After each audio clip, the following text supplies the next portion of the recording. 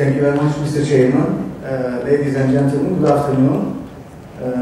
Before starting, first of all, really I must say that I feel honored and privileged to be at this panel with very distinguished scholars. Yes, my topic is pluralism and peace in the thoughts of Said Nursi, Nursi. One of my friends, one of my colleagues who works at the same university, for a time he written some written and published some critical pieces about the state practices and about some work of Directorate of Religious Affairs, especially at the time of 28 February era, and criticized, that state-oriented practices. And once he was discussing this issue with Mufti of Konya, and Mufti, because he is not, used to this kind of criticism about the state and about directorate, he just replied, if you don't believe in state, why do you get salary from the state then?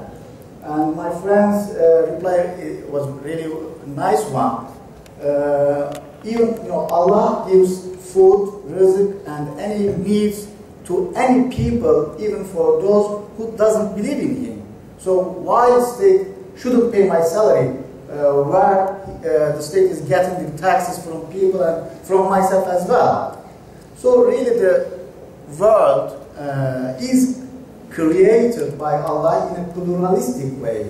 The characteristic of the world and the creation of Allah provides room for everybody, for every person, from any religion, any ethnicity, any language. So the characteristic of this universe is a pluralistic way. Said Nursi is a very big scholar in Turkey, and his writings are now, are studied all over the world. He studied Islam with the conception of the present age and was highly successful in explaining the creation of all beings in the universe by blending Islamic theology and the physical sciences. His collected works, which we call it Risale-i Nur, we can translate maybe the Epistle of Light, is a 6,000-page commentary on the Quran that reflects this bringing together of religion and science. So as we said, the Risale-i Nur is a commentary of Quran. So the main principles and grounds of Bediüzzaman Said Nursi's ideas comes from the main sources of Islam, Quran and Hadith. So in my talk, I will try to find answers given by Bediüzzaman Said Nursi to some questions, a couple of questions, like how does Nursi view others who believe and worship differently? And can believers coexist in peace in the same strict societal structure? Is there any way to share the world with those who have different religious practices and beliefs? Is a person of another faith safe in Islam and in Muslim societies? And how should unbelievers be treated in Muslim societies? So according to Nursi, understanding of the truth is not just one. The understanding may be many and can have different forms according to time and place. Even sacred laws change according to the passage of time and according to the developments in the society, of course. Indeed, in one age, different prophets may and have come. There are even different prophets and laws in the same continent, in the same country. And this is all as well is a sign of Allah's pluralist way and looking to the society and to the people. Let's listen Said Nursi.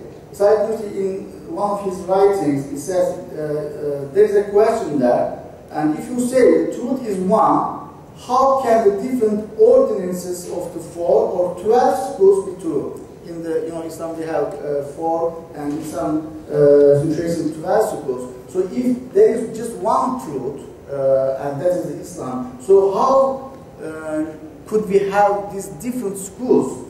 And he replies his answer, the same water governs in 5 different ways, in 5 ill people of different disposition.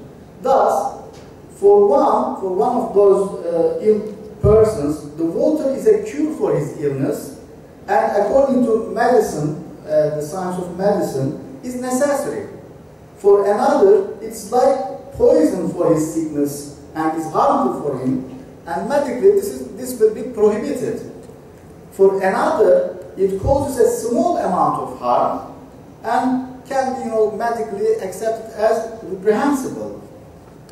For another, water is beneficial and without harm, according to medicine, that is sunnah, that is really accepted as sunnah and acceptable for himself. And for yet another, it is neither harmful nor beneficial. He can drink it with good health, and for him it is medically permissible. Thus, here the truth has become numerous. There is just one water, but for each different situation, it becomes a different issue. So all 5, you cannot say that one of them is true and the others are not true. They are incorrect. You cannot say that. All 5 are true for each situation. So can you say that, he is replying, the water is only a cure and only necessary and it governs in no other way. So we cannot say that. So in this context, according to Wall, Nursi's approach to interpretation is a pluralistic interpretation. And in terms of Quranic commentary, Sayyid Nursi argues that the verses of the Quran reflect the vastness of Allah's messages and depth of his meanings. Then he's put in Nursi, let's listen Nursi here, as the Quran of miraculous exposition expresses truth through its explicit, clear meanings and senses, so it expresses many elusive meaning through its styles and forms. Each of its verses contains numerous levels of meanings. Since the Quran proceeds from all-encompassing knowledge, all its meaning may be intended. It cannot be restricted to 1 or 2 meanings like man's speech, the product of his limited mind, the man's limited mind, and individual will. It is because of this that innumerable truths contained in the Quran's verses have been expounded by Quranic commentators in the time, and there are many more which have not been expounded by them. So we still have some meanings maybe in the Quran that has not been found by the commentators and expounded by them.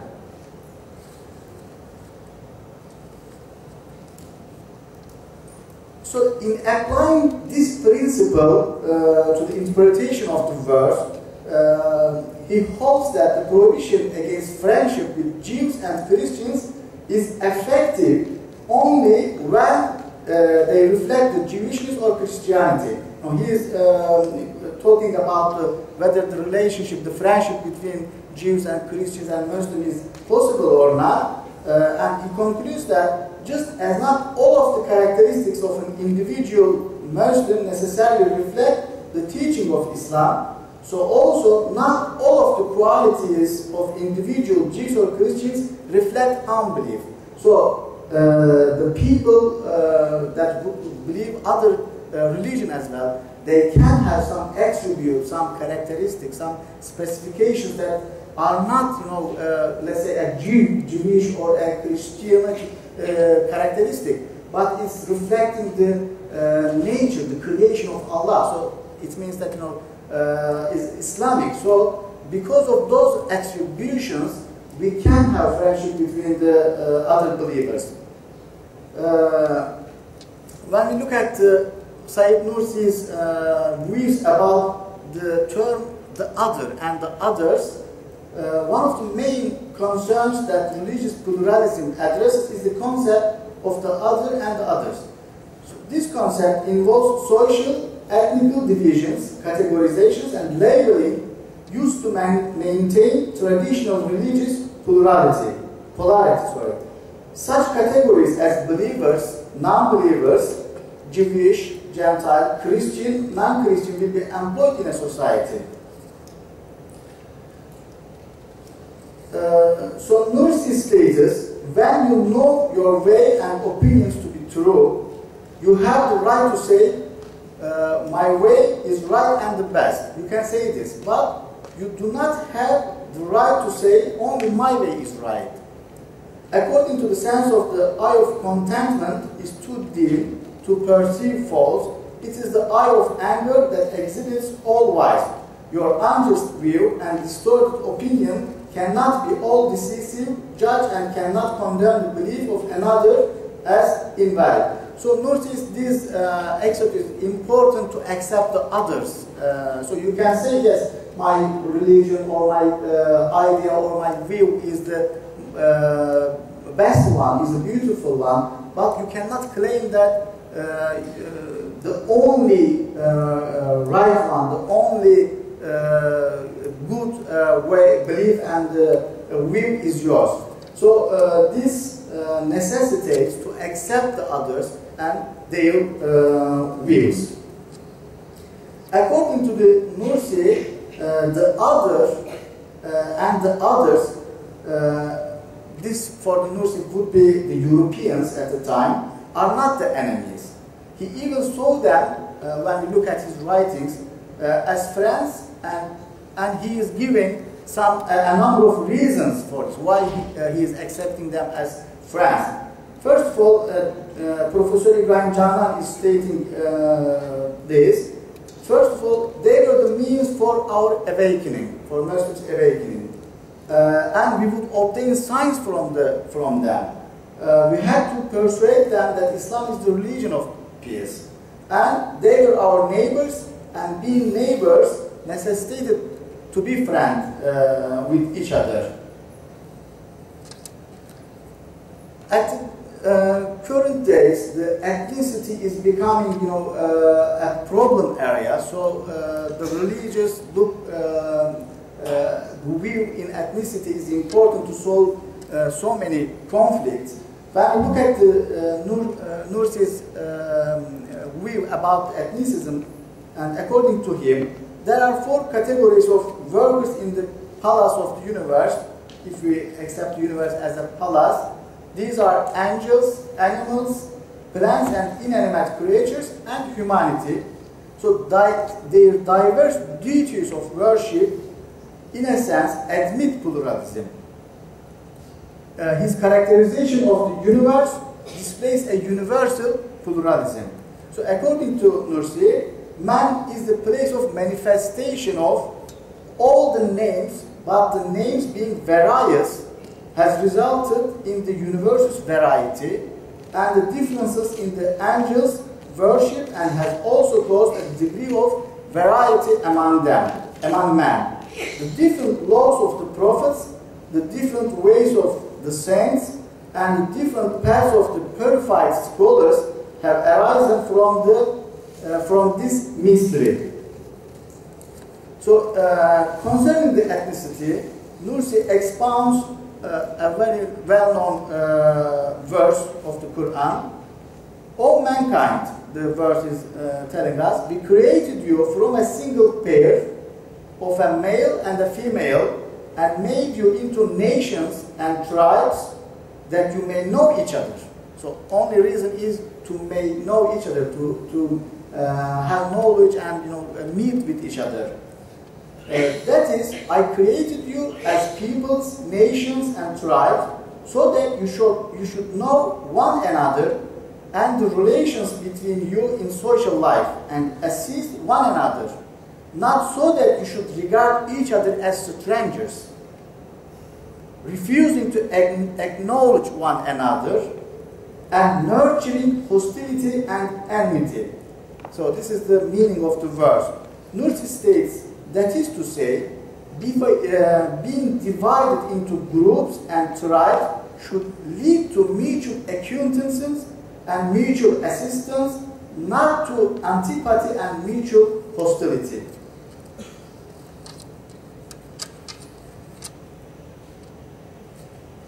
As I said, we can see the seed of pluralism in the main sources of Quran and in the commentary of Nursi. One of those also is the pure justice principle that has been expressed by the Sayyid Nursi. He maintains that the view that it is a valid principle of civilization that for the sake of society, an individual might be sacrificed. So today's, it is accepted in the Western philosophy or in the world's philosophy, an individual can be sacrificed for the sake of the society or for the sake of nation. But Nursi is refusing this principle, and he is, talking about the pure justice principle. The pure justice of the Quran does not split the life and blood of an innocent, even for the whole of humanity. The two are the same, both in the view of divine power and in the view of justice. But through self-interest, man becomes such that he will destroy everything that throws an obstacle to his ambition, even the world if he can, and he will wipe out mankind. So really, here, so even the importance of one individual is very important, and he should be protected and preserved, so his rights should be protected. His rights cannot be sacrificed for the whole community. To conclude, I can say that it might be, we can say that Sayyid Nursi, with his religious background, is pluralistic in his approach to this world and the hereafter. He accepts different views, ideologies, and races, and his understanding of ethnicity, we can see that demonstrate the pluralism. He supported cooperation with Christians to fight against atheism and did not consider Christians and Jews as enemies. For him, pluralism or tolerance does not necessarily mean integration or conversion, but rather the necessity to promote peace in the universe.